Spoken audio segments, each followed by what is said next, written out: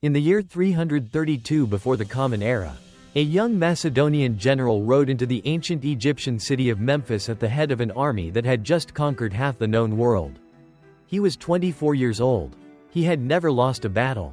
The Persian Empire, the most powerful political entity on earth for 2 centuries, had crumbled before him in a matter of months.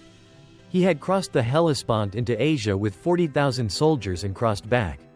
Effectively, as the ruler of everything between Greece and the Indus River, he had every reason to feel that history began with him. An Egyptian priest met him at the gate of the great temple of Ptah, the creator god. The divine craftsman, the deity of Memphis since before the memory of any living person. The priest was old in the way that only men who have spent their entire lives surrounded by stone and ceremony can be old. He looked at the young conqueror with the particular calm of someone receiving a visitor he had been expecting for some time. And he welcomed him not as a conqueror but as a liberator. As a pharaoh. As a son of the gods. Then, almost as an afterthought, he led him through the temple complex and showed him the inscriptions on the walls. The young general was literate in Greek, in Homer and Pindar. In the tragedies of Sophocles and the histories of Thucydides. In the philosophy of Aristotle, who had been his personal tutor for 3 years. He understood that he was standing in a place of great antiquity. What he was not prepared for was the scale of that antiquity. The hieroglyphs carved into the sandstone walls of Memphis were not merely old. They were a language that had been in continuous use for over 2,000 years by the time the priest was speaking to him. And the kings whose names those inscriptions recorded had reigned before even the oldest of those inscriptions was carved. The young general, whose name was Alexander, stood in that temple and did the arithmetic. He was a well-educated man, and he knew his history. The Trojan War, the foundational myth of his own culture. The event that had produced Homer and the entire tradition he had been raised on, had happened. By the best estimates available to him, approximately 900 years before his birth. It was ancient. It was the beginning of the world he knew. And the kings whose names the priest was reading to him off the walls had been dead for 1,000 years before the Trojan War happened. Alexander did not stay long. He had an empire to finish building. And Egypt, however extraordinary, was simply one piece of it. He founded a city on the Mediterranean coast, named it after himself. Because that was what he did, and then rode east. He would die in Babylon at 32 years old, of causes still debated by historians, without ever returning to Egypt. But what he found there, or rather, what found him, is the best possible beginning for this story. Because it forces us to confront the central improbability of Egyptian civilization before we've even started. How do you build something that lasts 3,000 years? Not just survives, dynasties survive. Languages survive, religions survive, but actively functions as a recognizable political and cultural entity. For 30 centuries, the Roman Empire lasted 500 years. And we call it the greatest civilization in Western history. The British Empire, at its peak controlling a quarter of the Earth's land surface, lasted about 400 years before dissolving. The United States, currently the most powerful nation on Earth, has existed for less than 250 years. Egypt lasted 30 times longer than Rome. It was already ancient history by the time Rome was a village on a river in central Italy. It was already in decline by the time Julius Caesar was born. And yet it endured. The answer to how it lasted so long begins not with politics or religion or military power. Though all of those matter. It begins with a river. Specifically, with what that river does every year. In the same way, with the reliability of a heartbeat. And what that reliability did to the people who settled along its banks. Asterism. The Nile is not like other rivers. Most rivers are merely geological features, channels that carry water downhill from high places to low places and deposit that water in the sea. The Nile does something different. Every year, between June and September, the rains that fall on the Ethiopian highlands, over 2,000 miles to the south, cause the Blue Nile to surge. The surge travels north, through Sudan, into Egypt, and the Nile at Aswan, at Luxor, at Memphis, at Cairo, rises dramatically, sometimes by as much as 8 meters, and floods its banks. The water spreads across the surrounding plain and then, as the rains cease and the waters recede, leaves behind a layer of dark, extraordinarily rich silt, volcanic material carried from the Ethiopian mountains, full of minerals that have been dissolving into the water for 2,000 miles. The Egyptians called this silt Kemet, the Black Land, and they called the desert that surrounded it on all sides Deshret, the Red Land. The distinction between the Black Land and the Red Land was not merely geographical. It was existential. In the Black Land, you could grow things: wheat, barley, flax, papyrus, vegetables, fruit. Almost anything would grow in the black soil, and grow abundantly, because the annual flood fertilized the fields automatically. You did not need to rotate crops or let fields lie fallow to recover their nutrients. The Nile did that for you. Every year, without fail. The Black Land was, for its size, perhaps the most productive agricultural territory in the ancient world.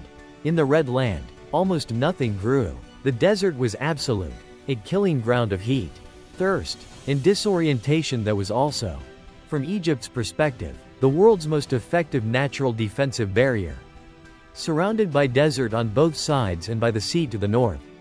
With desert and cataracts, rocky, unnavigable stretches of river, blocking approach from the south. Egypt was among the most naturally protected territories in the ancient world. Invaders had almost no easy way in. The civilizations of Mesopotamia, which occupied the fertile land between the Tigris and Euphrates rivers, were invaded and conquered so many times across their history that Mesopotamian identity became almost impossible to separate from the experience of conquest. Egypt was different. Its geography gave it something that Mesopotamia never had: time. Time to develop without interruption. Time to build institutions, establish traditions, refine its art and its theology and its understanding of the world without constantly having to rebuild from zero after the latest army finished burning the latest capital. The Nile's annual flood also gave Egypt something even more valuable than defense. It gave its people a reliable food supply that required relatively little labor to maintain. In most ancient societies, virtually the entire population had to be involved in food production simply to survive.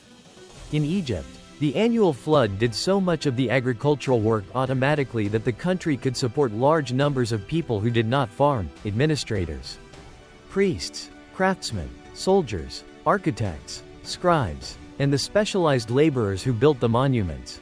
This agricultural surplus is the material foundation on which every pyramid was built, every papyrus was written, and every statue was carved.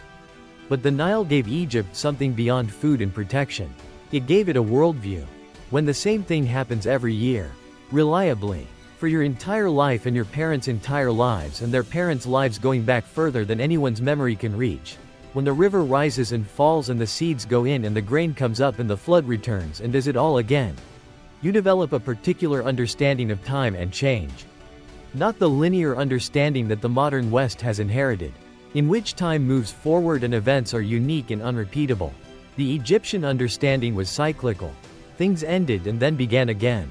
The sun died every night and was reborn every morning. The land died every summer and was reborn every autumn when the flood retreated. Death was not an ending. It was a stage in a cycle.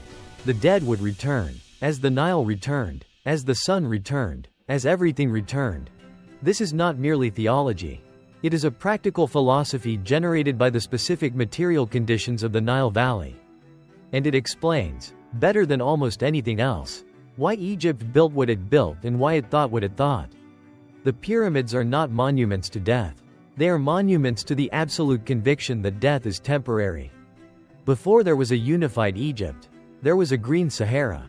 This fact, confirmed not by myth but by pollen samples, lake sediments, animal bones, and the cave paintings of the Tassili Najar in modern Algeria, which show swimming, cattle, and lush vegetation in what is now one of the driest places on Earth, is the geological context for Egypt's origins. Between 11,000 and 5,000 years before the Common Era, the region we now call the Sahara received enough rainfall to support grasslands, rivers, and lakes. Human beings lived across its vast expanse. The rock art they left behind shows hippos and crocodiles in places that now receive less than 5 centimeters of rain per year. Then the climate shifted. The monsoon rains that had kept the Sahara green gradually retreated southward. Driven by slow changes in the Earth's orbital geometry, over centuries and then millennia, the green landscape dried, The rivers shrank, the lakes evaporated, the Sahara became the desert we know. And the people who had lived across its expanse were pushed toward the one water source that remained, the Nile. This gradual migration, happening over generations too slow for any individual to perceive as movement, is the human pressure that eventually produced Egypt. People crowded into the narrow ribbon of fertile land on the Nile's banks. And the density of human settlement forced the development of new ways of organizing society. The earliest Egyptian cultures we can identify archaeologically, the Badarian culture of Upper Egypt, dating to around 4400 to 4000 before the Common Era, and the Naqada cultures that followed, already show the distinctive Egyptian sensibility in embryo. The Badarians buried their dead in the fetal position, with their heads to the south, oriented toward the land of the dead that the Egyptians would always associate with the west and the setting sun. They included food and objects in the graves, the first evidence of the belief that the dead would need supplies for a journey. They made pottery of extraordinary refinement, so thin-walled and so finely polished that Egyptologists still cannot determine with certainty how it was produced. These are not the grave goods of simple nomads. These are the products of a culture that has already begun thinking carefully about death, and about what it means. By the Naqada, the second period, around 3500 before the Common Era, the settlements of the Nile Valley were trading with each other, with Nubia to the south, and with the cultures of the Levant to the northeast. The rich were getting richer, distinguishing themselves in burial as they distinguished themselves in life. The groundwork for the state, the hierarchical organization of society that concentrates resources and decision-making power at the top, was being laid. What remained was the final act of consolidation, the unification of the two distinct regions of Upper and Lower Egypt into a single political entity. Asterism. We do not know exactly when or how that unification happened. The Egyptian records, written centuries after the fact, present it as the achievement of a single legendary king, sometimes called Narmer, sometimes called Menes, sometimes conflated into a figure who might be both or neither. What we do have is the Narmer palette, a ceremonial shield-shaped slab of greywax stone, about 63 centimeters tall, found in a temple deposit at Hierakonpolis in Upper Egypt in 1898 and now in the Cairo Museum. It is carved on both faces with images that are simultaneously a historical record and a piece of political theater. And it is the best single object we have from the moment Egypt became Egypt. On one face, Narmer is shown wearing the white headjet crown of Upper Egypt, arm raised to strike a kneeling captive with a mace. Behind him stands a sandal bearer, an attendant who exists in the image to demonstrate that Narmer is important enough to have someone else carry his sandals. In front of him, the falcon god Horus holds a rope attached to a human head emerging from a stylized papyrus marsh. This is Lower Egypt, personified and captured. On the other face, Narmer wears the red Deshret crown of Lower Egypt and processes in triumph behind rows of beheaded captives. The palette is propaganda, but it is extraordinarily sophisticated propaganda. Every element, the two crowns, the captive personifications of the two lands, the divine falcon endorsing the king's authority, communicates the same message with the efficiency of a logo.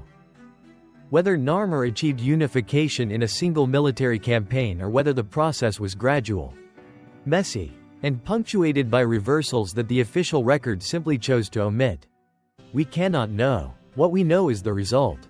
By the time of the First Dynasty, Egypt was a single polity stretching from the first cataract of the Nile at Aswan in the south to the Mediterranean coast in the north, a distance of roughly 8,000 kilometers.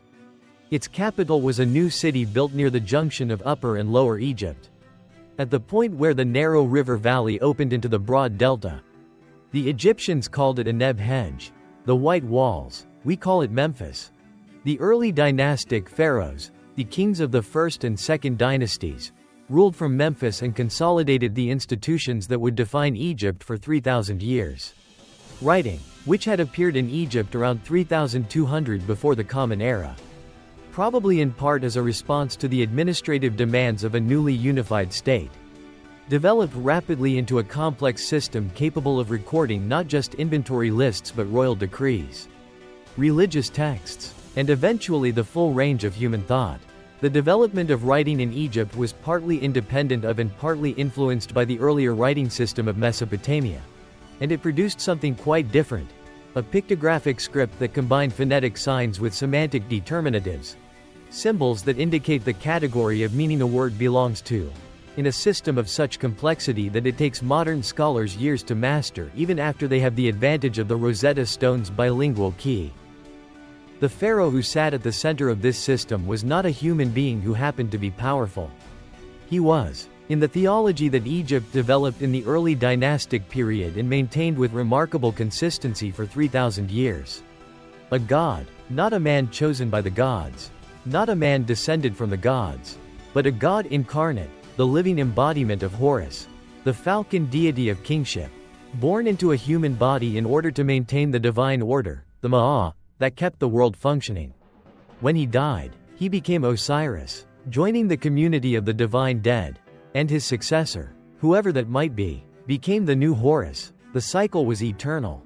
This theology was not invented for convenience, though it happened to be extremely convenient for whoever occupied the throne. It reflected a genuine Egyptian understanding of the universe, that the cosmos was ordered, that it could be disrupted, and that the pharaoh was the mechanism by which order was maintained. His rituals, his correct behavior, his performance of the sacred ceremonies, these were not optional enhancements to political power. They were the operational requirements of a functioning universe. If the pharaoh failed in his duties, the Nile might not flood, the crops might fail, the sun might not rise. The consequences of pharaonic failure were not merely political, they were cosmological. Asterism. The Old Kingdom, the period from roughly 2686 to 2181 before the Common Era, covering the 3rd through 6th dynasties, is the age that produced what most people, when they think of Egypt, picture: the pyramids, the Sphinx, the vast mortuary complexes on the west bank of the Nile at Giza, at Saqqara, at Dashur, at Midim, an accumulation of monumental architecture so overwhelming in scale that it remains, 45 centuries later, among the most astonishing achievements in human history. It did not begin with the Great Pyramid. It began with a step. The pharaoh Djoser, who ruled around 2650 before the Common Era, wanted a burial monument unlike anything that had come before. Before Djoser, Egyptian kings had been buried under structures called mastabas, flat-topped mud brick platforms covering an underground burial chamber. Solid and permanent but not particularly impressive by the standards of what was about to be invented. Djoser's architect, a man named Imhotep, had a different idea. He began with a standard mastaba and then added another, slightly smaller, on top of it, then another on top of that, and another, until 6-stepped layers rose above the desert plain at Saqqara to a height of 62 meters. The step pyramid was the first large stone structure ever built by human beings. And it was not constructed of the small mud bricks that Egyptian builders had always used. It was stone, cut limestone blocks fitted together in the imitation of brick. Imhotep was not merely an architect. He was a physician, the first named physician in history, and one of only a handful of commoners to be deified after his death in ancient Egypt. The medical papyrus that bears his name includes diagnoses and treatments that anticipate modern surgery by over 3,000 years. He was a writer and a sage. His proverbs were copied by scribes for centuries after his death. The ancient Egyptian equivalent of a bestseller. He was a high priest, a vizier, and a royal chancellor, and he was, on the evidence of the step pyramid complex, a structural engineer of astonishing creative intelligence. The step pyramid was only the beginning of the Saqqara complex. Around it, Imhotep built a ceremonial enclosure nearly a kilometer long, a limestone wall with 14 gates, 13 of which were false, creating the illusion of an enormous palace facade around the pyramid. Inside were dummy buildings, stone representations of structures that the dead pharaoh would need in the afterlife, rendered in the material that did not decay rather than the mud brick of the real world. The entire complex is a three-dimensional expression of Egyptian cosmology, the permanence of stone substituted for the impermanence of life. The dead king's requirements provided for an eternal form. Djoser's successor Sneferu was, if anything, Even more ambitious, he built 3 full-scale pyramids, 1 at Midim and 2 at Dashur, and in doing so essentially invented the true pyramid shape through a process of engineering trial and error that would have been heartbreaking had it not been so productive. The Midim pyramid, which began as a step pyramid and was later converted to a smooth-sided form, partially collapsed in antiquity, possibly because the conversion added too much weight. The bent pyramid at Dashur, visible today as the most unusual-looking pyramid in Egypt, changed its angle of inclination roughly halfway up when the builders realized the original angle was dangerously steep and was causing internal fractures. The Red Pyramid, also at Dashur, finally achieved the true smooth-sided pyramid form, but at a relatively shallow angle. 43 degrees rather than the steeper 52 degrees that would later become standard. Between them, Sneferu's 3 pyramids contain more stone than the Great Pyramid of Khufu. He may have been the greatest pyramid builder in Egyptian history, in the sense of total volume of stone moved, and yet his son's achievement so completely overshadowed his that Sneferu is today barely known outside of Egyptological circles. Such is the nature of historical fame. Khufu, who inherited the throne from Sneferu and ruled from around 2589 to 2566 before the Common Era, chose a site on the Giza Plateau, on the west bank of the Nile north of Memphis, and commissioned a monument that was, is, and will probably remain the most audacious building project in human history. The Great Pyramid of Giza consists of approximately 2.3 million stone blocks, weighing on average 2.5 tons each, though some of the granite blocks used in the internal chambers weigh as much as 80 tons. Its base covers 5.3 hectares, roughly the area of 9 football fields. Its original height was 146.5 meters, and it maintained that record as the tallest human structure on Earth for nearly 4,000 years, until Lincoln Cathedral in England surpassed it in the 14th century of the Common Era. The engineering precision is what continues to astonish modern engineers most. The base is level to within 2.1 centimeters across its entire enormous span. The 4 sides are oriented to true north, south, east, and west with a maximum deviation of 0.05 degrees, an accuracy that baffles experts who study it. Because achieving that orientation without the instruments of modern surveying seems, at first consideration, impossible, the stones are fitted together with joints so fine that a knife blade cannot be inserted between them. The Great Gallery, the soaring corbelled passage inside the pyramid leading to the king's chamber, is 47 meters long and 8 meters tall. Its ceiling constructed with a technique of overlapping stones so sophisticated that it has remained standing for 4,500 years without mortar. It was built in approximately 20 years. The mathematics of that are staggering. To complete the pyramid in 20 years, workers had to place 1 block of stone every 2 minutes, continuously, around the clock, for 2 decades. This calculation has seemed so impossible to some people that they have proposed aliens, lost advanced civilizations, or other non-human explanations for the pyramid's construction. But the actual evidence, the workers' villages excavated by Egyptologist Mark Lehner and his team at Giza, tells a more interesting and more human story. The pyramid was not built by slaves. It was built by a rotating workforce of approximately 20,000 skilled and semi-skilled workers who were paid wages, provided with substantial daily rations of bread and beer and meat, housed in organized barracks, and treated by physicians when they were injured. Their remains show evidence of medical treatment for significant injuries, amputations performed with apparent surgical skill, bones that healed cleanly after being set. The workers were not expendable laborers being worked to death. They were, in the context of ancient Egypt, valued employees of the state. The Great Pyramid was also the burial place of Khufu's solar boat. Sealed in a pit beside the pyramid, a cedarwood boat 43 meters long was found in 1954. Its 1.224 individual pieces still lying in the order in which they had been placed when the pit was sealed. The boat was disassembled for burial and could be reassembled, a floating kit for the pharaoh's journey through the underworld.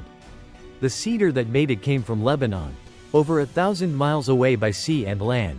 The logistics of obtaining it were themselves a statement of Egypt's reach. Khufu's son Khafra built the second pyramid at Giza, slightly smaller in absolute terms but built on higher ground. So that from a distance it appears taller, and probably also commissioned the Sphinx, the enormous crouching lion with a human head that gazes east from the Giza Plateau toward the rising sun. The Sphinx is 73 meters long and 20 meters tall, carved from a single outcropping of limestone bedrock that Khafre's builders encountered while quarrying stone for his pyramid complex. Rather than remove it, they shaped it. The face may represent Khafre himself. Though this is disputed, the function of the Sphinx, guardian, solar deity, symbolic statement of royal power, is also disputed. What is not disputed is its effect on every person who has ever stood before it. It looks at you. After 4,500 years, it still looks at you. The 5th dynasty, which followed the Great Pyramid builders, added a new element to the royal afterlife program.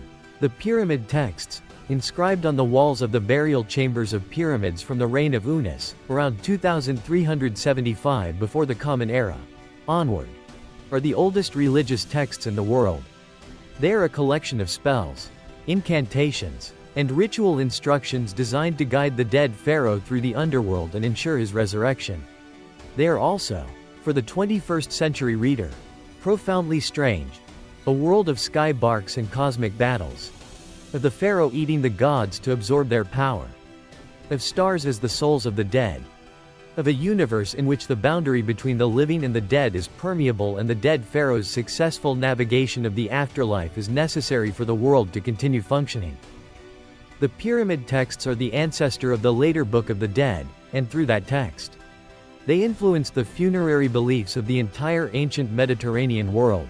Elements of Egyptian afterlife theology appear in Greek Orphic religion, in the mystery cults of Isis that spread across the Roman Empire, and, through channels too complex and disputed to trace definitively, in certain aspects of early Christian belief. When we speak of souls, of judgment after death, of paradise and punishment, we are speaking a language that was first articulated, in some of its fundamental elements, in the pyramid chambers at Saqqara. The Old Kingdom ended not with a bang but with a slow, grinding dissolution. The 6th dynasty pharaohs, ruling from Memphis, found that the power which had built the pyramids was leaking away from the central government. The nomarchs, the governors of Egypt's 42 administrative districts, had been accumulating local influence for generations, building their own tombs in their home districts, developing their own local armies and administrative staffs, intermarrying with local elites in ways that created loyalty to their region rather than to the pharaoh. When Pepi II came to the throne as a young child, around 2278 before the Common Era, he would rule for a reign that ancient sources claimed lasted 94 years, the longest reign in history. If true, though the actual length is disputed, but a long reign without strong governance is not an asset. By his later years, the nomarchs were effectively independent. The tax revenues were not reaching Memphis, and the elaborate machinery of the state had stopped functioning. There was also, it now appears, a climate event. Modern climate science has identified what is called the 4.2 kiloyear event, a century-long drought that affected much of the northern hemisphere around 2200 before the Common Era. Sediment cores from the Gulf of Oman and from Nile Valley lake beds show a dramatic reduction in rainfall during this period, which would have meant reduced Nile floods, reduced agricultural output, and famine. A papyrus from the First Intermediate Period describes the situation in terms that suggest real physical suffering. The grain store stands empty. The children are crying. The land is in rebellion. The collapse of the Old Kingdom was not only a political failure. It was an ecological one. Asterism. For approximately a century and a half, the period historians call the First Intermediate Period, running from roughly 2181 to 2055 before the Common Era, Egypt was fragmented. There was no single pharaoh recognized everywhere. Regional rulers in the north, based at Heracleopolis, competed with regional rulers in the south, based at Thebes, for dominance, and neither was able to achieve it. Egypt's administration, its tax collection, its irrigation system, and its trading networks all weakened or broke down. The literary evidence for what this felt like from the inside is remarkable. A text called the Admonitions of Ipuwer, preserved on a single papyrus now in Leiden, Netherlands, presents the voice of a wise man lamenting the state of the country in terms that are almost hallucinatory in their inversion of the normal order. The poor are wealthy. The wealthy are beggars. Noble women go hungry. The Nile runs with blood. Foreigners are everywhere. The desert has spread across the land. Whether these descriptions are literal or rhetorical is debated, but the emotional reality they record is not. A civilization built on the assumption of divine order was experiencing that order's absence. And the experience was terrifying. It was also, paradoxically, productive. The disruption of the Old Kingdom's rigid hierarchies created space, social, intellectual, and artistic, that the reunited Middle Kingdom would fill with some of the most sophisticated cultural production in Egyptian history. Collapse, for Egypt as for many civilizations, was not the end of the story. It was the compost from which the next flowering grew. Around 2055 before the Common Era, a Theban prince named Mentuhotep II completed the reunification of Egypt after a military campaign against the Heracleopolitan rulers of the north that is depicted with characteristic Egyptian confidence as the restoration of divine order rather than the conquest of a political rival. Mentuhotep II reigned for 51 years after reunification and established the patterns that would define the Middle Kingdom: strong central government, investment in building and art, controlled relations with Nubia in the south and the Levant in the northeast, and a self-conscious awareness of Egyptian history and tradition. The Middle Kingdom literature that flourished under the 12th dynasty, which came to power around 1991 before the Common Era and ruled for nearly 2 centuries, includes texts that are, by any standard, literary achievements of the highest order. The Tale of Sanu, the story of a court official who flees Egypt after hearing of the pharaoh's death and spends years in the Levant before being invited home by the new king, combines adventure narrative with psychological depth and a meditation on Egyptian identity so nuanced that it has been described as the ancient world's first psychological novel. The Eloquent Peasant, in which a common man whose goods have been stolen makes a series of increasingly elaborate speeches demanding justice before the highest court in the land, is a sophisticated exploration of justice, rhetoric, and the obligations of power. These are not propagandistic temple inscriptions. They are literature, exploring the inner lives of their characters in ways that feel, across 3,500 years, recognizably human. The 12th dynasty pharaoh Sennaret III, who ruled from around 1878 to 1839 before the Common Era, was perhaps the most effective ruler of the Middle Kingdom, a man who combined military competence with administrative genius in a way that secured Egypt's borders and reorganized its internal government simultaneously. His campaigns into Nubia pushed Egypt's southern frontier to the Second Cataract of the Nile, where he built a chain of massive mud brick fortresses, some of the most impressive military architecture of the ancient world, to control the gold trade routes that ran through the region. His letters to the commanders of those fortresses, preserved in fragmentary form, reveal a mind that was both strategically sophisticated and personally engaged with the details of his empire's management. Inside Egypt, Sennaret III attacked the power of the nomarchs who had brought down the Old Kingdom. He reorganized Egypt's administrative system, replacing the hereditary nomarchs with appointed officials who served at his pleasure and could be removed if they failed to perform. After his reign, the elaborate provincial tombs that the Middle Kingdom nomarchs had been building, monuments to their own regional importance, largely disappear from the archaeological record. The power of the regional governors had been broken, perhaps permanently. Asterism. Into the relative stability of the late Middle Kingdom came the people whose arrival would traumatize Egypt more deeply than almost any event in its history, and who would, in the process, give Egypt the tools it needed to become a military empire. The Hyksos, the name derives from the Egyptian Hekakosset, meaning rulers of foreign lands, were a Semitic-speaking people from the Levant who had been migrating into the eastern Nile Delta for generations. The process was not a sudden invasion. Modern archaeology suggests it was gradual, first traders and laborers, then settlers, then communities, and finally political consolidation as the central Egyptian government weakened in the late Middle Kingdom and the Hyksos communities in the Delta grew large enough to function as an independent power. By around 1650 before the Common Era, the Hyksos had established their capital at Avaris in the Delta and were ruling northern Egypt as pharaohs. The military technologies the Hyksos brought with them: the horse-drawn war chariot, the composite bow, bronze weapons rather than copper, were not merely incremental improvements on existing Egyptian military practice.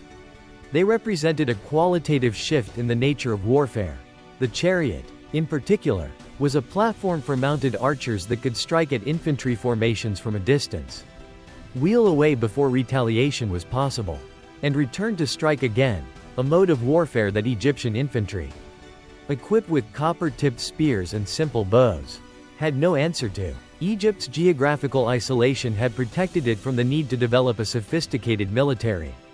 Now that isolation had become a liability. The Hyksos, for their part, were not the barbarian despoilers that later Egyptian propaganda made them. They adopted Egyptian culture, built temples in the Egyptian style, used hieroglyphics, worshipped Egyptian gods alongside their own, and presented themselves as legitimate pharaohs in the Egyptian tradition.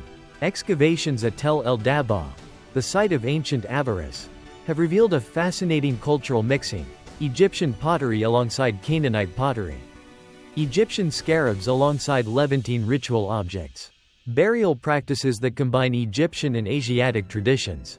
The Hyksos were foreign rulers, but they were not alien conquerors. They were, in many ways, more Egyptian than they were anything else. That nuance was irrelevant to the Egyptians of Thebes, who had maintained a vassal kingdom in the south throughout the Hyksos period and who seethed with what they experienced as national humiliation. The mummy of Seqenenre-Dao, a Theban pharaoh of the late 17th dynasty, tells a story that no inscription records. His skull shows multiple severe wounds from battle axes, wounds that, examination suggests, were inflicted in the thick of combat, not in an execution. Seqenenre-Dao apparently died fighting the Hyksos. His son Kamose continued the war, and Kamose's brother Ahmose completed it. Around 1550 before the Common Era, Ahmose I besieged and captured Avaris, drove the Hyksos from Egypt, and pursued them into Canaan far enough to ensure they could not easily return. The expulsion of the Hyksos was celebrated in Egypt as a cosmic victory, the restoration of divine order, the punishment of those who had disturbed Ma'at. But Ahmose was too intelligent to simply celebrate. He learned. He kept the chariot. He kept the composite bow. He kept the bronze. He organized Egypt's first professional standing army, trained in the military technologies of the people who had just been defeated, funded by the state, loyal to the crown and not to individual generals, and available for use not just in defense of Egypt's borders but in the expansion of those borders as far as Egypt's new military capabilities could reach. Asterism. The New Kingdom, which began with Ahmose's victory over the Hyksos and lasted until around 1069 before the Common Era, a period of nearly 5 centuries, was the age of Egyptian empire. It was the age when Egypt was not merely a powerful civilization but the dominant superpower of the ancient Near East. Its pharaohs corresponding as equals with the kings of Babylon, Assyria, Mitanni, and the Hittites. Its armies operating as far north as the Euphrates River and as far south as the Fourth Cataract of the Nile. Ahmose's grandson Thutmose I, who came to the throne around 1504 before the Common Era, conducted a campaign that must have seemed, even to the Egyptians who participated in it, almost surreal. He marched his army north through Canaan and Syria, defeating every force that opposed him, until he reached the Euphrates River, a river that flowed, to Egyptian eyes, in the wrong direction. The Nile flowed north, the Euphrates flowed south. The Egyptians, for whom north was always the direction of travel and south was always upstream, found a river that moved from north to south so disorienting that they called it the inverted water. Thutmose I erected a victory stele on the banks of the Euphrates and then, apparently because it seemed like an appropriate thing to do when you had just marched to the edge of the known world, went elephant hunting in the forests of northern Syria. His stele recorded that he had killed 120 elephants. The pharaoh who would define the new kingdom's character, however, was not a warrior. She was a woman, and for decades after her death, the official record pretended she had not existed. Hatshepsut, whose name means foremost of noble women, was the daughter of Thutmose I and the wife of Thutmose II. When Thutmose II died after a relatively short reign, Around 1479 before the Common Era, the legitimate heir was a young boy, the son of Thutmose II by a secondary wife, who was too young to rule. Hatshepsut became his regent, as Egyptian royal tradition allowed. What Egyptian royal tradition had not specifically prohibited, because it had not been considered a real possibility, was what she did next. Within a few years of the regency's beginning, possibly as early as the second year. Though Egyptologists debate the exact timeline, Hatshepsut declared herself not regent but pharaoh.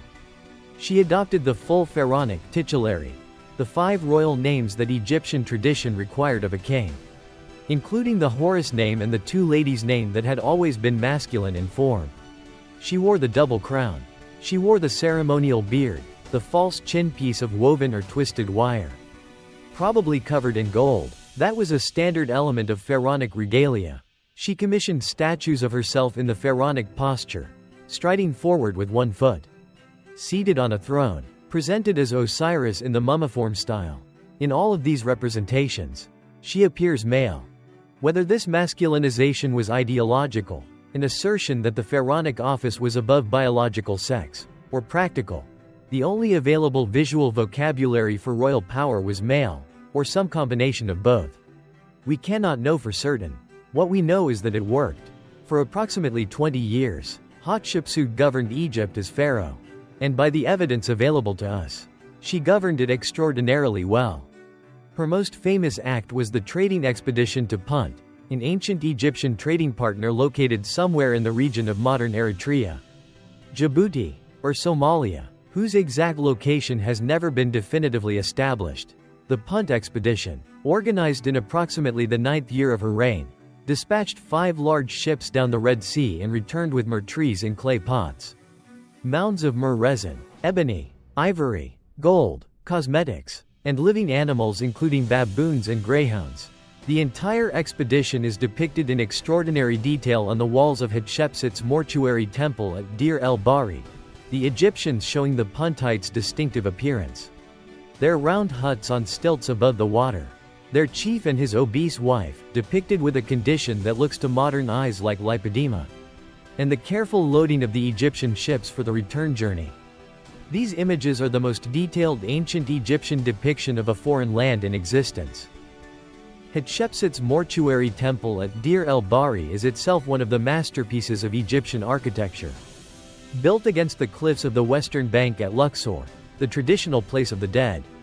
On the sunset side of the Nile, the temple rises in 3 colonnaded terraces, each one cutting deeper into the cliff face than the one below, creating a combination of open courtyard and receding arcade that manages to be simultaneously bold and harmonious. It was designed by her chief steward Senenmut, the most powerful non-royal official in Egypt during her reign, a man whose relationship with the queen was the subject of graffiti in her own time, some of which depicts them in sexual congress. Whether this gossip was accurate or malicious propaganda invented by political enemies, it is a reminder that ancient Egyptians were capable of the same prurient interest in their leaders' private lives that characterizes every subsequent civilization. When Hatshepsut died, around 1458 before the Common Era, her stepson Thutmose III, who had nominally been co-pharaoh throughout her reign but had in practice held very little power, became the sole ruler of Egypt. For some years, apparently, nothing unusual happened. Then, late in his reign, orders went out that resulted in the systematic erasure of Hatshepsut's memory from the official record. Her name was chiseled from inscriptions. Her images were defaced or walled up. Her statues were removed from her temples and thrown into a pit, where they were found in the 20th century. Their royal features intact because they had been buried rather than destroyed. For a long time, this was understood as straightforward revenge, a man taking belated vengeance on the woman who had kept him from his throne. But the erasure happened perhaps 30 years after Hatshepsut's death. When Thutmose III was himself aging and thinking about succession, the more likely motivation was dynastic. A female pharaoh on the official king list was a precedent. And precedents are dangerous. By removing Hatshepsut from the record, Thutmose III was ensuring that no ambitious woman could point to her reign as justification for seizing power. It was political calculation, not personal spite. The stone remembered anyway. Thutmose III, once free to pursue his own agenda, proved to be perhaps the most militarily accomplished pharaoh in Egyptian history. Over 33 years of active campaigning, he conducted 17 documented military expeditions into the Levant, extending Egyptian control further north into Syria than it had ever reached and systematically transforming the city-states of Canaan from autonomous polities into Egyptian tributaries. His first major campaign, conducted in the 23rd year of the official reign, including Hatshepsut's co-regency, culminated in the Battle of Megiddo, a fortified city in northern Canaan, defended by a coalition of princes led by the king of Kadesh that had taken advantage of Thutmose's accession to assert its independence. The Battle of Megiddo is the earliest battle in history for which we have a detailed tactical account. The account was recorded by Thutmose's military scribe Geneni on the walls of the Temple of Amun at Karnak, and it describes the pharaoh overriding his general's advice about the route of approach. The safe road around the mountains was too slow. Thutmose insisted on the narrow pass through the Carmel Ridge, catching the Canaanite coalition by surprise and routing their army on the plain below Megiddo. The city then had to be formally besieged, because the Egyptian soldiers paused their pursuit to loot the abandoned Canaanite camp. If only the army of His Majesty had not given their hearts to plundering. The inscription laments, they would have captured Megiddo at that moment. The human weakness of soldiers who cannot resist immediate reward over strategic advantage has apparently been constant throughout military history. Asterism. The reign of Amenhotep III, who came to the throne around 1390 before the Common Era and ruled for approximately 37 years, represents a kind of apex of New Kingdom power, wealth, and cultural confidence. The moment when Egypt was not just a superpower but the kind of superpower whose existence is so unchallengeable that its ruler can afford to spend most of his time building temples and hunting lions. Amenhotep III claimed to have killed over 100 lions in the first decade of his reign. Whether this is accurate or pharaonic hyperbole is impossible to determine. But the scarabs he commissioned to commemorate his hunts still turn up in collections around the world. He corresponded with the kings of Babylon, Assyria, Mitanni, and Cyprus in letters written in Akkadian, the international diplomatic language of the day, that are preserved in the archive discovered at Amarna in 1887. Known as the Amarna letters. The tone of these letters is remarkably candid about the transactional nature of international relations.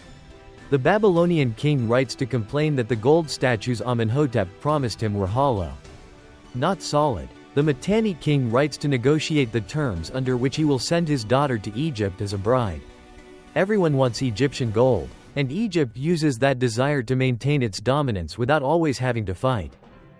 It was Amenhotep III who, late in his reign, made a theological move that his son would take to its radical extreme. He began presenting himself not merely as the incarnation of Horus, the standard pharaonic identity, but as a living god in his own right, worshipped alongside the traditional deities while still alive. This was not entirely unprecedented, but it was unusual, and it set a precedent that his son would use in a very different direction. That son, who came to the throne as Amenhotep IV and ruled from around 1353 to 1336 before the Common Era, was one of the most disruptive figures in ancient history. Within the first years of his reign, he began promoting a form of worship centered entirely on the Aten, the physical disk of the sun. Not the sun god Ra or the sky god Horus or the creator god Amun, but the actual physical object in the sky, as the sole divine power in the universe. He changed his name to Akhenaten, meaning he who is beneficial to the Aten. He ordered the closure of the temples of all other gods. He had the name of Amun, the preeminent deity of Thebes and the wealthiest religious institution in Egypt, chiseled from inscriptions wherever it appeared. Even in his own father's cartouche, he confiscated the temple estates of the traditional gods and redirected their wealth to the crown. The theological specifics of Atenism are still debated by scholars. Was it monotheism in the modern sense, the conviction that only one god exists? Or was it more like henotheism, the worship of one god above all others while acknowledging the other's existence? The surviving evidence suggests that Akhenaten's position was genuinely monotheistic. The Aten was not the greatest of the gods but the only god. And Akhenaten himself was the Aten's sole intermediary on earth. the only being through whom the Aten could be accessed. This made Akhenaten not merely a pharaoh who happened to prefer a particular deity but the sole religious authority in the universe, a power far greater than any previous Egyptian king had claimed. In approximately the 5th year of his reign, Akhenaten moved the court from Thebes, city of Amun, center of the traditional religious establishment, to a new site in Middle Egypt. A flat plain on the east bank of the Nile that had never been inhabited and was therefore associated with no previous deity. He called the city Akhetaten, the horizon of the Aten, today known as Amarna, and he moved the entire apparatus of the Egyptian state there, the royal family, the court officials, the diplomatic corps, the army high command, the artists and scribes. He marked the boundaries of the city with great stone stelae on which he swore an oath never to leave Amarna. An oath he appears to have kept. The art produced at Amarna is unlike anything before or after it in Egyptian history. Traditional Egyptian art was highly formalized. Figures were depicted in a standardized composite pose, face in profile. Shoulders frontal, hips in three-quarter view, feet in profile, their proportions calculated according to a strict canon. Their faces idealized into divine perfection regardless of who the subject actually was. Amarna art broke with every one of these conventions. Figures are depicted in relaxed, informal poses, Akhenaten leaning on his staff, the royal family playing with their daughters, a princess eating a duck. The bodies of Akhenaten himself are shown in a manner so dramatically different from the traditional ideal: elongated skull, heavy hips, pendulous belly, thin limbs, that scholars have proposed various medical explanations: Marfan syndrome, Froelich syndrome, or artistic ones, deliberate self-presentation as both male and female, embodying in the king's body the creative duality of the Aten. Whatever the explanation, the results are some of the most compelling and unusual images in the history of art. The Great Hymn to the Aten, attributed to Akhenaten himself, is one of the most beautiful religious texts of the ancient world. Its descriptions of the Aten as the sole creator and sustainer of all life bear a remarkable structural resemblance to the biblical Psalm chapter 104, a resemblance that has led some scholars to propose a direct connection. Though the mechanisms of that connection remain debated. How manifold are your works! They are hidden from man's sight, O sole God, like whom there is no other. The text was carved on the walls of the tomb of a court official named Eye at Amarna, and it survives because Eye's tomb survived, even as the city around it was demolished. The Amarna period lasted approximately 17 years. Its administrative and diplomatic consequences were severe. The foreign correspondence preserved in the Amarna letters archive shows that while Akhenaten was focused on his religious revolution, Egypt's allies in Canaan were being attacked by outside forces and their appeals for help were going unanswered. Akhenaten seems to have been so completely absorbed in his theological project that the external world barely registered. By the time he died, of what cause, in what circumstances, is entirely unknown. Egypt's imperial position in the Levant had been significantly weakened. The immediate successor to Akhenaten is one of the great historical mysteries.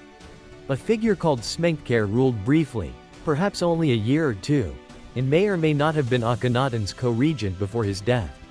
Some scholars believe that Nefertiti herself ruled under a male name after Akhenaten died, before the young Tutankhamun could be installed as pharaoh. The evidence is fragmentary and contested, and the truth may never be recoverable. What is clear is that Tutankhamun, born Tutankhaten, his birth name honoring the Aten, became pharaoh at approximately 8 years of age, changed his name to honor Amun, and under the guidance of the court officials who surrounded him, oversaw the systematic reversal of everything Akhenaten had done. The temples of the traditional gods were reopened. The priests of Amun returned to their positions and their wealth. Akhetaten was abandoned, its buildings eventually demolished, their stone reused elsewhere, and the court moved back to Thebes. The Amarna period was over. Tutankhamun himself was, by the evidence of his mummy, in poor health throughout his short life. He had a club foot and likely walked with a cane. Over 100 walking sticks were found in his tomb. He had malaria, probably had a bone disease, and showed evidence of the genetic effects of the close intermarriage that had been standard practice in the royal family for generations. He died at approximately 18 years of age, almost certainly of natural causes. though theories of murder have periodically attracted popular attention. His tomb, because it was small and unassuming and buried under workers' huts from a later period, was not robbed in antiquity. Howard Carter found it in November 1922. And its contents, over 5,000 objects, including a solid gold death mask weighing 11 kilograms, became the most famous archaeological discovery of the 20th century. Carter's excavation of the tomb of Tutankhamun was not a single moment of discovery but a careful, painstaking 4-year process of documentation, preservation, and removal. Carter himself was meticulous to a degree that was unusual for the archaeology of his time, recording every object's position before moving it, working with conservators to stabilize fragile materials, filling in detailed object cards for each of the thousands of items. The tomb's contents took 10 years to fully document and remove. Lord Carnarvon, who had financed the search for years, died of an infected mosquito bite in April 1923, 4 months after the discovery, a death that the press immediately connected to a supposed curse of the pharaohs, an invention that Carnarvon's own daughter spent decades trying to debunk. Asterism. After the instability of the Amarna period and its aftermath, the brief reigns of Tutankhamun and I, followed by the general Horemheb who spent his reign systematically erasing Akhenaten's legacy from the record, Egypt needed steady leadership. It found it in the Ramesside kings, beginning with the soldier pharaoh Ramesses I, who ruled for less than 2 years but established the dynasty, and his son Seti I, whose military campaigns in Canaan and whose building programs at Abydos and Karnak set the stage for his son's extraordinary reign. Ramesses II came to the throne around 1279 before the Common Era. He would reign for 66 years, outlived 12 of his sons, father over 100 children by at least 8 wives and an indeterminate number of concubines, and leave his name on more monuments than any other pharaoh in Egyptian history, partly through building and partly through the systematic appropriation of previous pharaohs' monuments. A habit so pervasive that early Egyptologists initially attributed a large proportion of Egyptian architecture to him. He was, by any standard, one of the most extraordinary self-promoters in human history. He also presided over what was probably the last moment of genuine Egyptian imperial dominance before the long decline.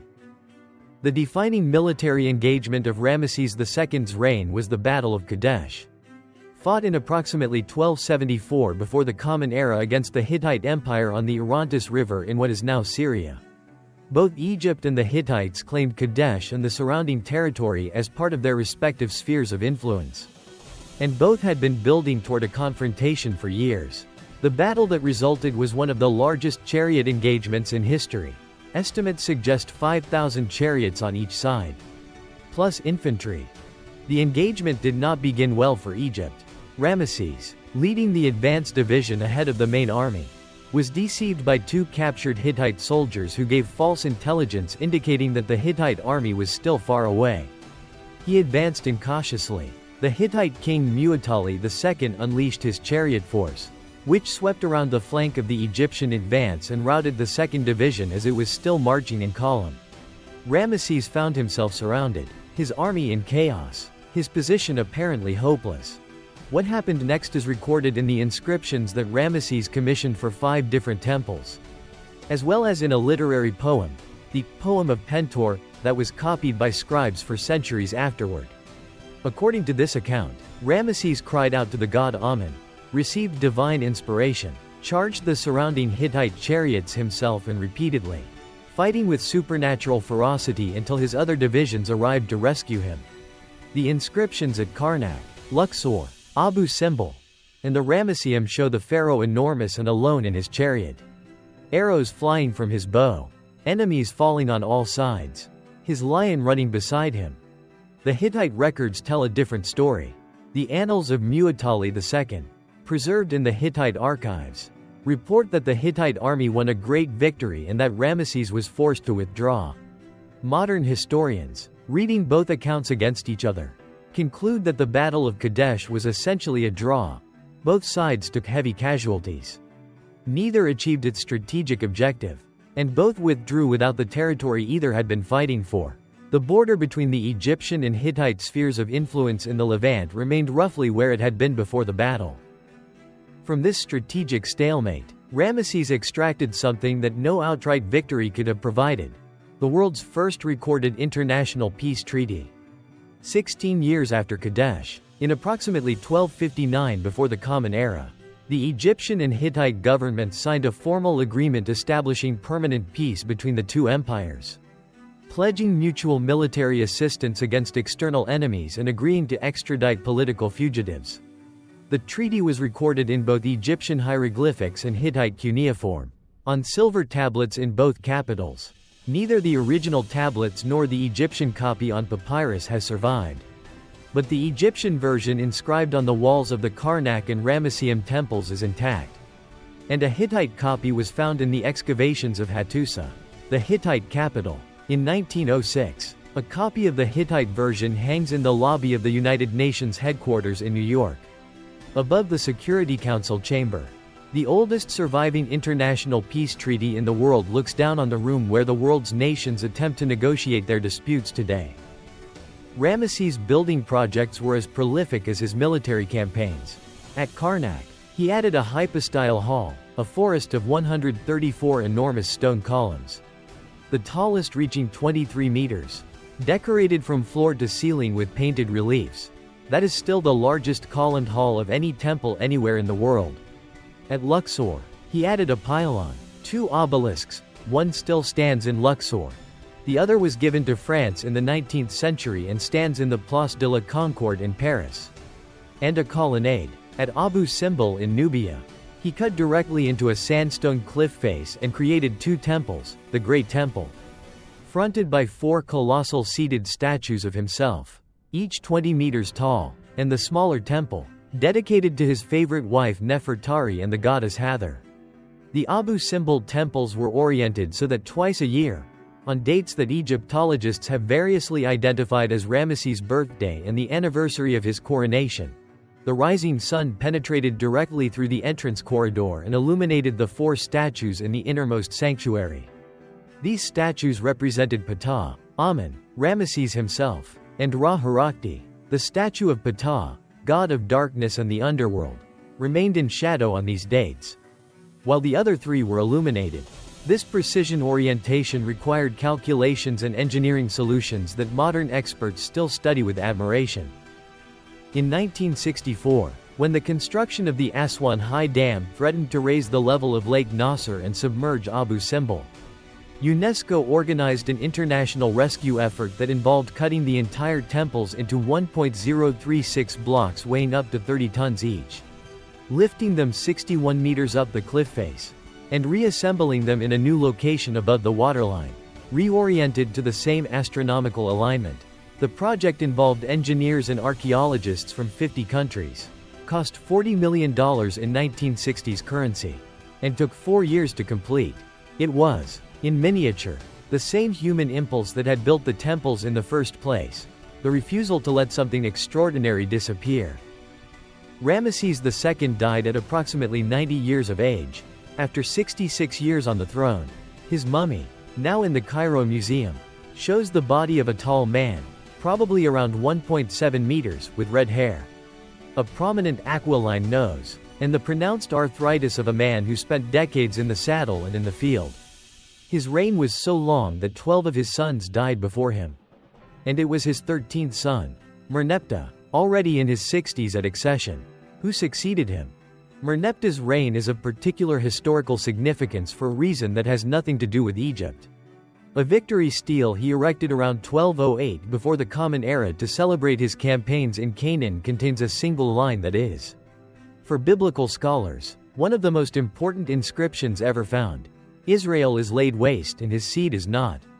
This is the earliest datable reference to Israel in any historical document outside the Bible, evidence that by the late 13th century before the Common Era, a people called Israel existed in Canaan and was significant enough for an Egyptian pharaoh to mention defeating them.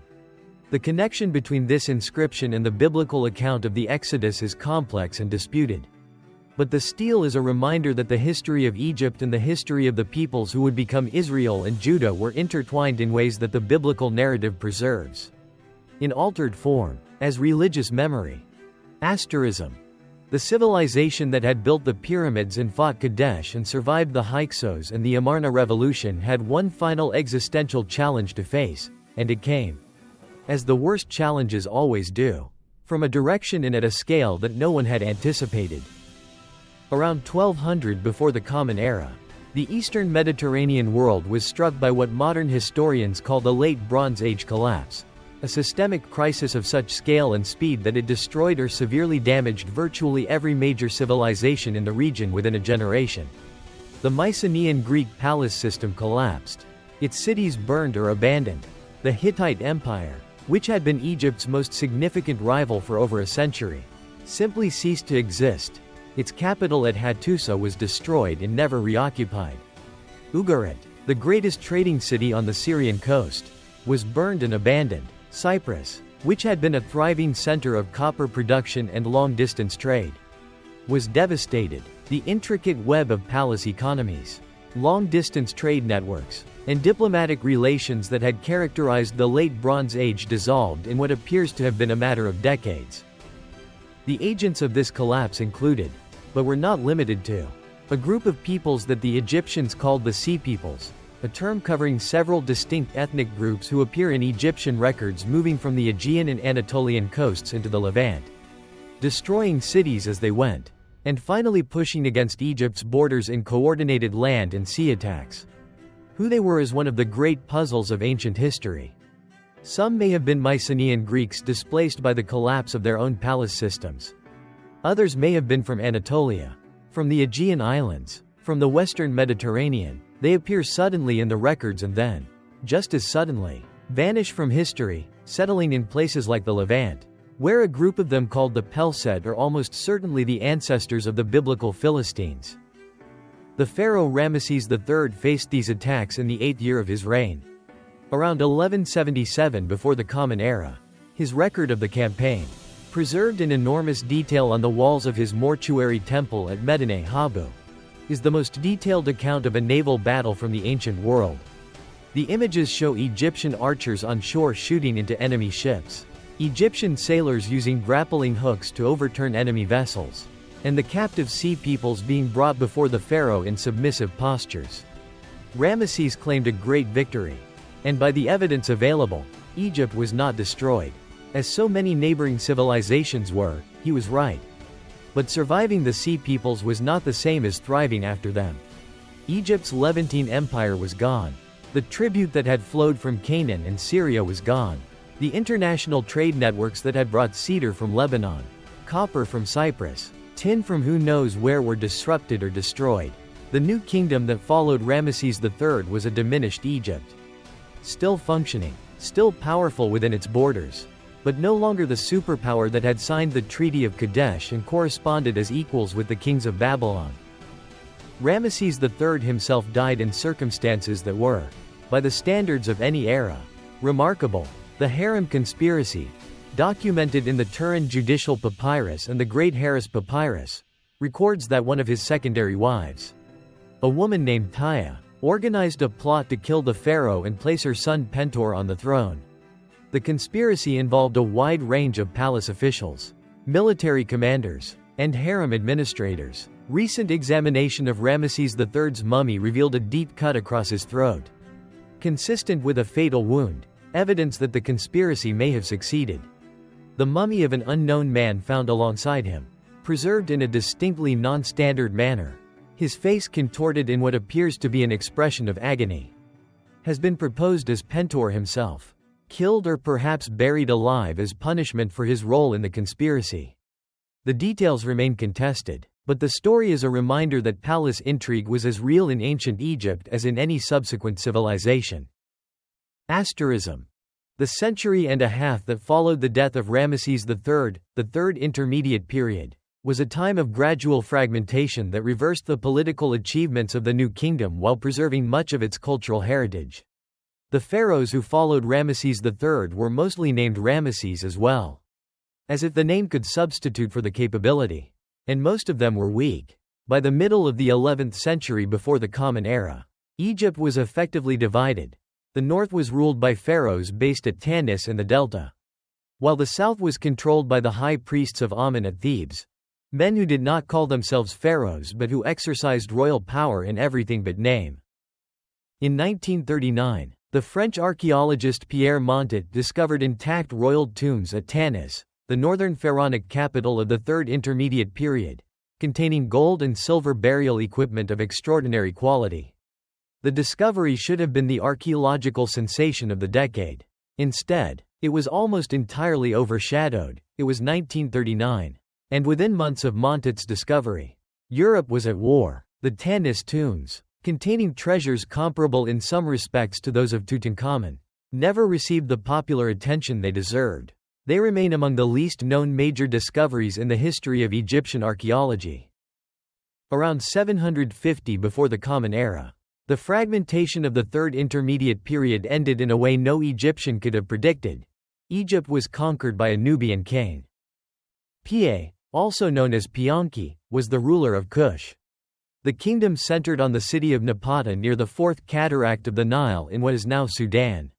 Nubia had been an Egyptian colony for the better part of 5 centuries during the New Kingdom, and the Nubians had absorbed Egyptian culture, religion, and artistic practice so thoroughly that by the time of the Third Intermediate Period they were, in many respects, more rigorously Egyptian than the Egyptians themselves. When Piye looked north and saw Egypt fragmented, ruled by a collection of competing petty kings and Libyan dynasties, he did not see foreigners to be conquered. He saw a civilization that had strayed from its own ideals and needed to be restored. He marched north. His victory stele, found at Gebel Barkal in the 19th century and now in the Cairo Museum, records the campaign in extraordinary literary detail, including descriptions of Piye weeping when he saw how the Nile Valley had been allowed to deteriorate, and his particular disgust at the fact that Libyan rulers who had not been circumcised were allowed to enter the sacred precinct of Amun's temple at Memphis. Piye entered all the temples he visited, performed the rituals correctly, and presented himself not as a conqueror but as a restorer, a pharaoh in the full traditional sense who had come to put things right. The 25th dynasty, the Nubian or Kushite dynasty, ruled Egypt for approximately a century.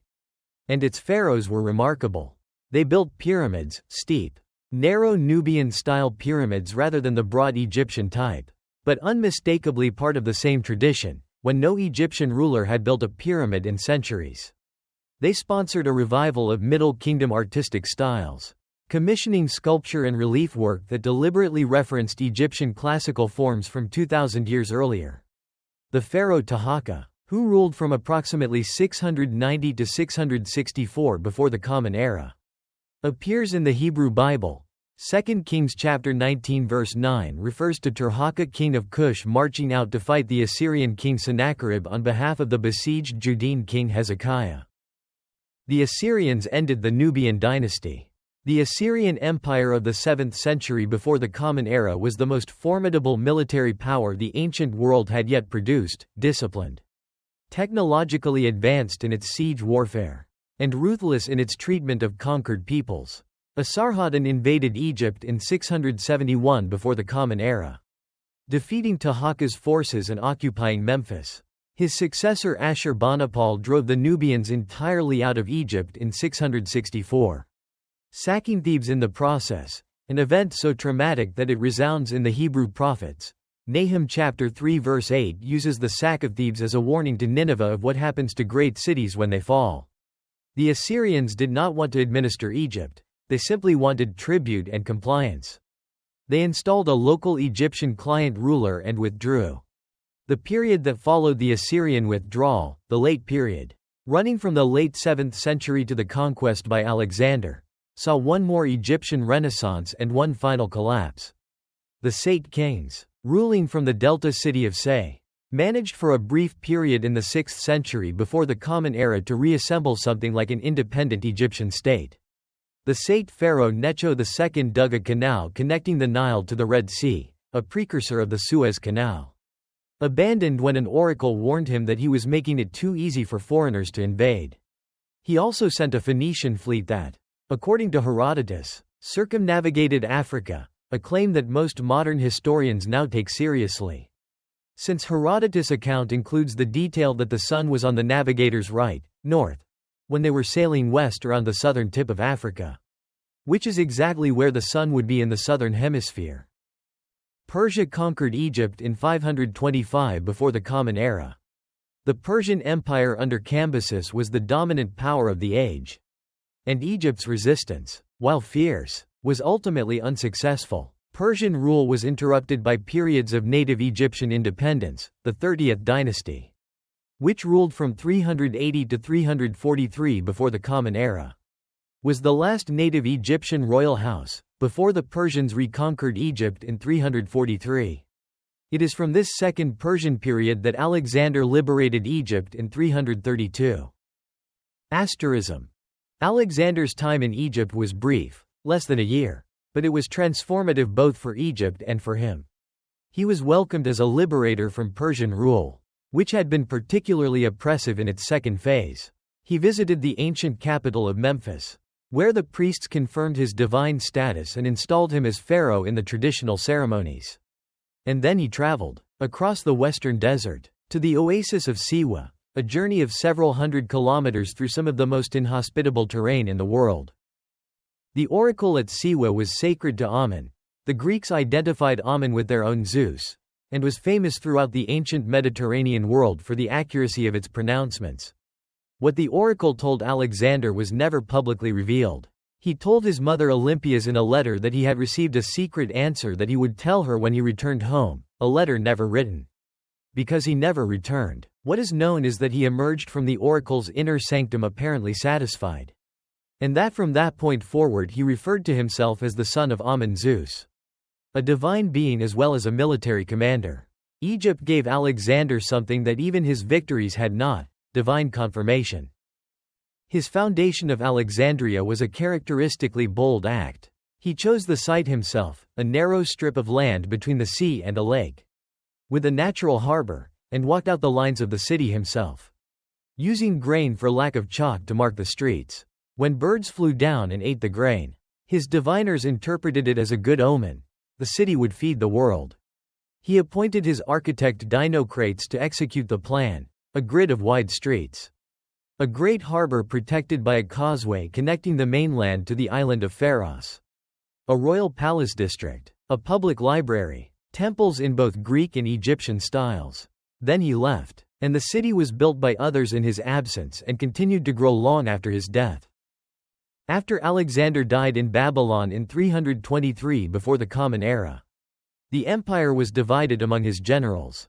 Ptolemy, who had served as Alexander's bodyguard and close friend, claimed Egypt. He was shrewd enough to steal Alexander's body as it was being transported to Macedonia and install it in Alexandria, where the tomb of the founder of the empire became a tourist attraction and a source of legitimacy for the Ptolemaic dynasty.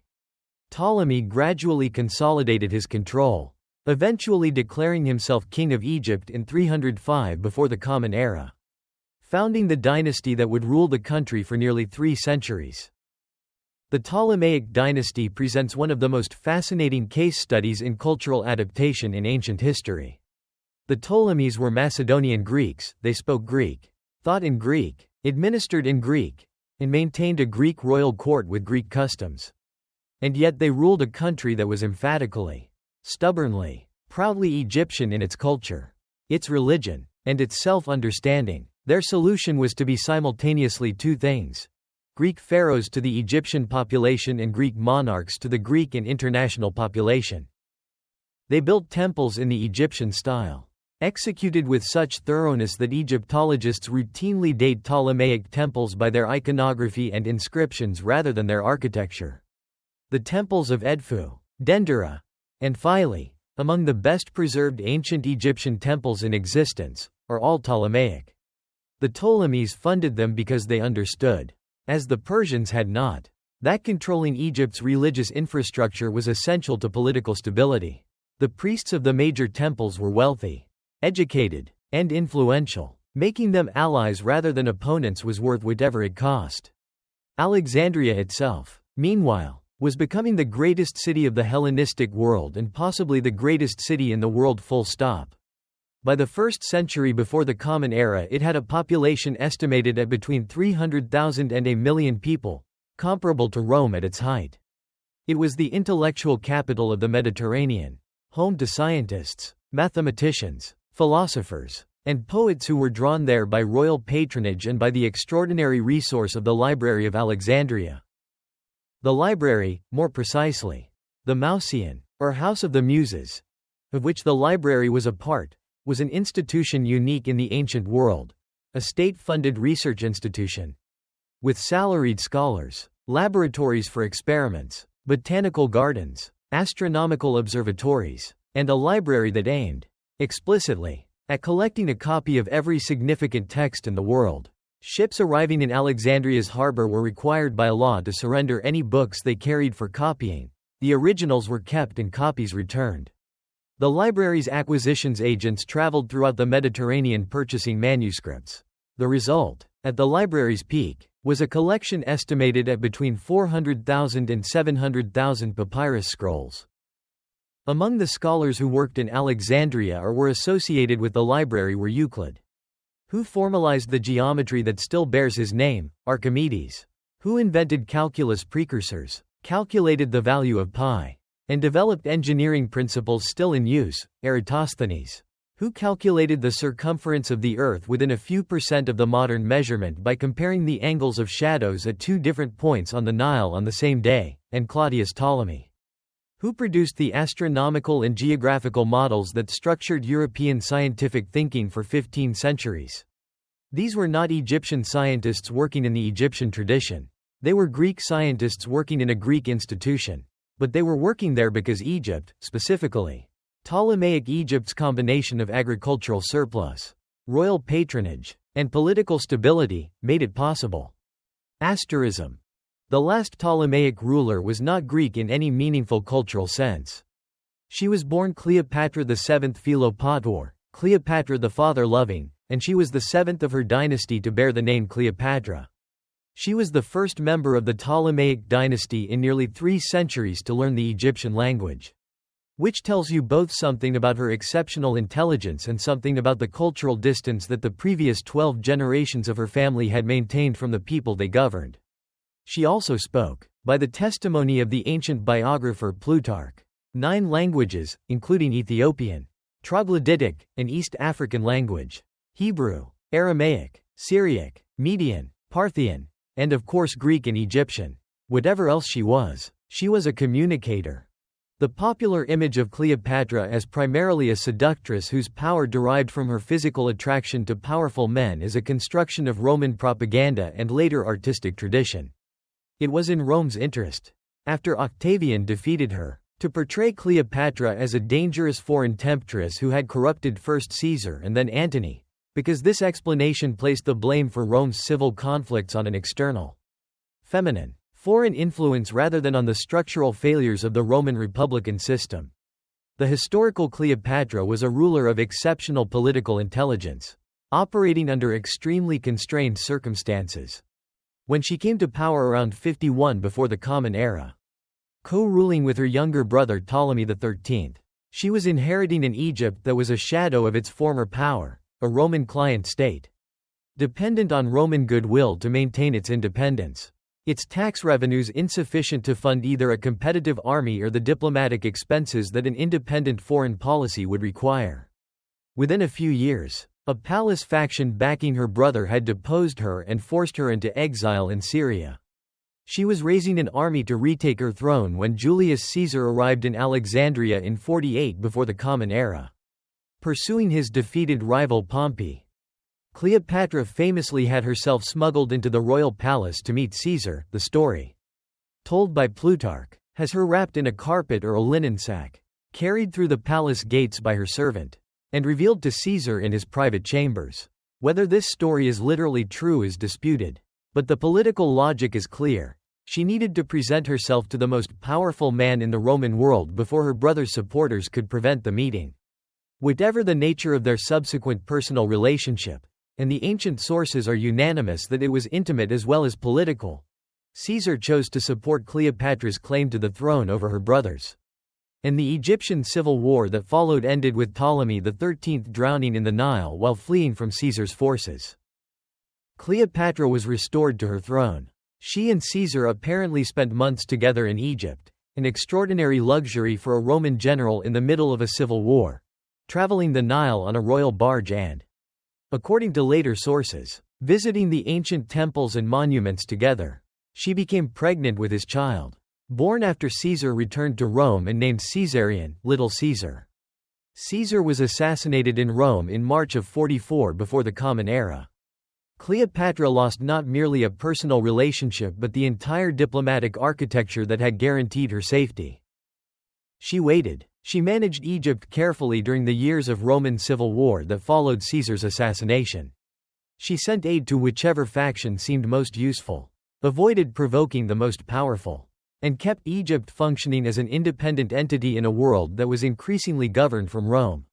She outlasted 2 civil wars before Mark Antony, one of the 3 members of the Second Triumvirate that governed Rome after Caesar's death, summoned her to Tarsus in 41 before the Common Era to account for Egypt's behavior during the recent conflict.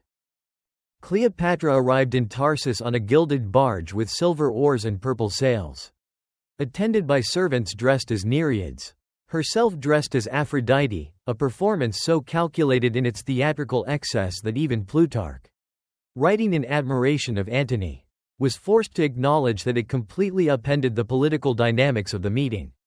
She had been summoned to account for herself. She arrived as a queen presenting herself on her own terms. Antony, who had a known weakness for theatrical display and sensory pleasure, was thoroughly outmaneuvered before the meeting began. Their alliance lasted a decade. It was politically motivated. Antony needed Egypt's wealth. Cleopatra needed Roman military protection, and it was also, by every account, genuinely personal. They had 3 children together. Antony distributed eastern territories to those children in a ceremony in Alexandria that Rome interpreted as an act of treason.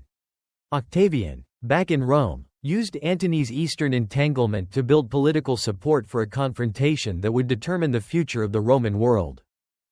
The Battle of Actium, fought off the western coast of Greece on September 2, 31 before the Common Era, was the decisive confrontation. Antony and Cleopatra's fleet was outmaneuvered by Octavian's Admiral Agrippa, and Cleopatra broke through the naval line and sailed back toward Egypt with a significant portion of the fleet. Whether this was a planned retreat or an abandonment is a question historians have debated for 2,000 years. Antony followed her. Their cause was effectively lost. Octavian pursued them to Egypt. Antony received false reports that Cleopatra was dead and fell on his sword. Wounded but not immediately killed, he was carried to Cleopatra and died in her arms. Cleopatra was taken prisoner by Octavian's forces and held in the royal mausoleum she had prepared for herself. Octavian was willing to spare her life. He intended to display her in his triumph in Rome. Walking in chains as the embodiment of the Eastern Queen defeated by Roman virtue. She had Caesarion killed, removing the last person with a plausible claim to continue the Ptolemaic line. Then she died. The method is disputed. The ancient sources favor the story of the asp, a cobra. The uraeus, the royal serpent that had adorned pharaonic crowns for 3,000 years. Modern toxicologists have pointed out that a cobra's venom works slowly, and that Cleopatra would have had to wait hours in considerable pain before dying. Some scholars prefer the theory of a fast-acting poison administered by a physician. What is not disputed is the deliberateness. Cleopatra chose her death as carefully as she had chosen everything else. And in choosing the manner of it, made one final claim to the Egyptian tradition she had spent her life governing. The cobra was not merely an asp. It was the uraeus. She died a pharaoh. She was 39 years old. Her son Caesarion was killed by Octavian's orders shortly afterward. One child with Caesar's blood alive was one too many for the man who was about to rename himself Augustus. Egypt became a Roman province, administered by a prefect appointed by the emperor, its grain exports feeding the capital of the empire. No Roman senator was allowed to visit Egypt without the emperor's personal permission. The country was too valuable, its resources too important, its history too complex to be treated as just another conquest. Asterism. Stand in front of the Great Pyramid of Giza today, which you can, because it is still there. And absent some catastrophe it will be there for another 10,000 years, and attempt to hold in your mind the full span of history that it has witnessed. This building was old when Abraham left Ur. It was old when the Trojan War was fought. It was old when Socrates drank hemlock and Plato wrote the Republic. It was old when Alexander came to stare at it and the priest showed him the inscriptions. It was old when Caesar and Cleopatra sailed together on the Nile. It was old when Jesus was born and when Muhammad received his revelations. It was old when the Crusaders marched past it on their way to Jerusalem. It was old when Columbus sailed to America. It was old when the United States of America declared its independence. It was old when the Civil War was fought, when the airplane was invented, when the atomic bomb was dropped. It has been old for every event you think of as ancient history. It will be old long after the last person reading this sentence has returned to the earth. No human civilization has ever produced anything more permanent than the monuments of ancient Egypt. But permanence was never Egypt's only gift to the world. Writing. Egypt developed hieroglyphics independently around 3200 before the Common Era, producing a system that combined phonetic signs with semantic determinatives in ways that modern linguists find endlessly fascinating. The Coptic script that descended from Egyptian hieroglyphics influenced the development of the Greek alphabet. And through Greek, every European writing system. The word paper comes from papyrus, the material that Egypt's scribes used to write on.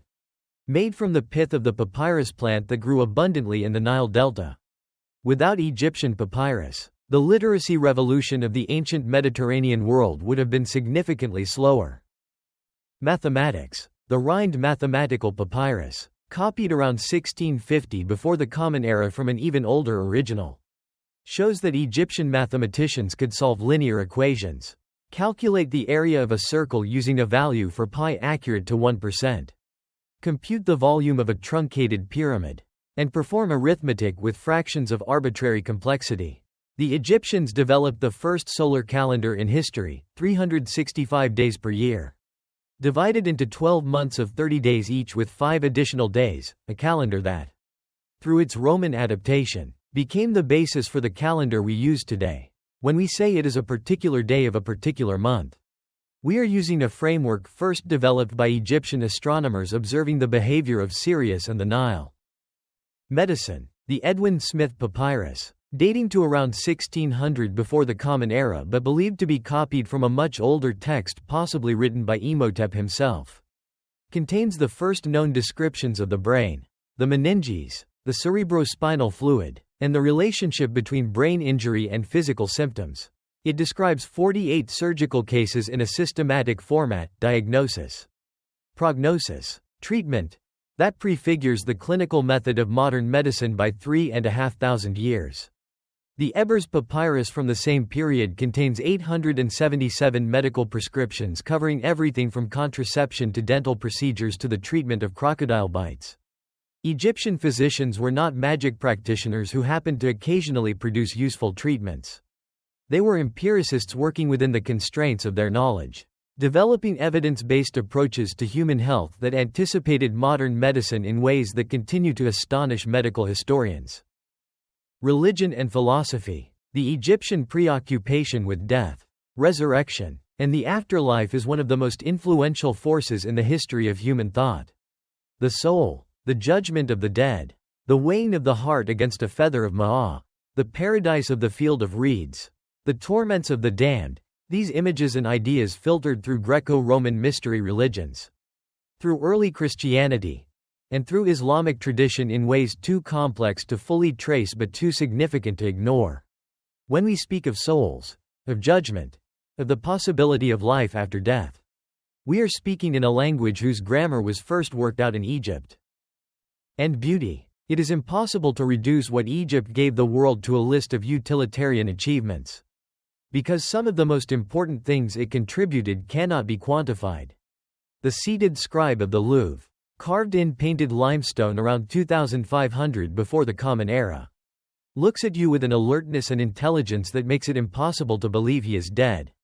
The glass perfume bottle from the New Kingdom, its swirling blue and white patterns formed by a technique whose exact mechanics are still not fully understood, is an object so beautiful that modern glass artists study it with reverence. The face of Nefertiti, the alabaster canopic jars, the golden death mask of Tutankhamun, its surface inlaid with lapis lazuli and carnelian, its features achieving a stillness that is not quite human and not quite divine but somehow perfectly Egyptian. Human hands made these things. Human minds designed them. Human hearts. In a society with brutal hierarchies, institutionalized slavery, and none of the individual rights that modern Western civilization considers foundational, somehow found a way to produce objects of such concentrated beauty and meaning that they still arrest visitors in museums from Cairo to Paris to New York. The paradox of Egypt, a civilization of extraordinary restrictions that produced extraordinary freedom of artistic expression, is not fully resolvable. It is simply true. What made Egypt last 3,000 years? In the end, it was probably the combination of all these things. The river's annual gift that guaranteed food and generated surplus. The desert's protection that gave the civilization time. The institutional capacity that turned that time into accumulated complexity. The cosmological framework that made the whole system feel not merely expedient but necessary and divine. And something else, harder to name, a quality of Egyptian culture that treated human achievement as intrinsically worth preserving. That looked at a beautiful object and thought, this should last forever. That looked at a human life and thought, this should not simply end. That looked at a civilization and built it out of stone. The Nile still flows. The farmers of the Egyptian delta still plant their fields in the same soil that the first Egyptians planted theirs in 10,000 years ago. Though the Aswan High Dam now regulates the flood and the annual gift of silt has largely stopped. The desert is still red and absolute on both sides of the valley. The sky is still that specific burning blue that fills every Egyptian landscape painting and makes the white limestone of the monuments glow with a light that no photograph quite captures. And in the museums and the tombs and the temples, in the papyri carefully preserved in controlled atmospheres around the world, in the hieroglyphic inscriptions that Champollion learned to read and that scholars have been reading ever since, the dead of Egypt are still speaking. They insisted on it. They built the most permanent things in human history to ensure it. They pressed their names into stone and gold and copper and clay and paper, into the very landscape of the earth. Because they understood something that is easy to know and hard to feel. That to be forgotten is the only death that is truly final. 3,000 years. Every dynasty. Every pharaoh. Every battle and famine and flood and renaissance and collapse. The great builders and the forgotten ones. The divine kings and the women who ruled as kings and the foreign kings who loved Egypt enough to build pyramids in its honor. The scribes who pressed their styluses into clay and the painters who mixed their pigments from minerals that still glow after 4,000 years and the physicians who observed the brain and the astronomers who watched the stars and the engineers who moved 80-ton blocks of granite and the artists who carved a face that still looks at you in the Cairo Museum as if it has been waiting for you specifically. They were not forgotten. Asterism.